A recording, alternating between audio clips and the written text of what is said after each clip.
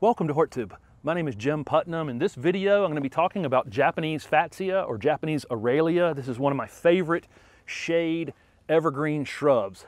Has beautiful giant palmate shaped leaves that can end up 16 or 18 inches across. Once it's established in the ground, this plant can reach between 6 and 10 feet in height and 6 and 10 feet in width. Pretty easy to maintain it around 6 by 6, but I've seen it quite a bit bigger than that. This is a flowering shrub. It flowers in the fall with white flowers.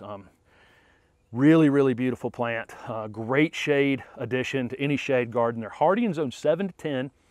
In zone 7, I would definitely have it up near a foundation, not in front of windows, because it can get, cover up almost any windows. But if you have a wall in a shady space, that's the best place to put it in zone 7 to keep it out of the wind. It can get some winter damage. Zone 8, 9, and 10, no problem. You can plant it out pretty much in any open space, as long as it's, like I say, as long as it's half a day shade or more. These look beautiful planted with rhododendrons if you want something that will get about equal height to these, and then it looks great with any shade perennials underplanting them, hosta and astilbe and Solomon seal. Any of those kind of shade perennials look great with it.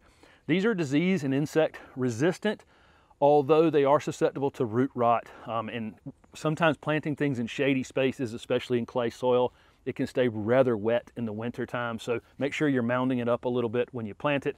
They are not deer resistant. Deer do love this plant. This plant can actually be used as a house plant. It makes a beautiful house plant. In fact, it looks like a house plant. But this is, like I say, one of my favorite plants to add into a shade space. I used these for years and years and years on any kind of landscape job when I had a shady space without deer, because it just adds instant impact to any space, and it also is low maintenance, even though it becomes quite a large evergreen shrub. Thank you very much for watching this video.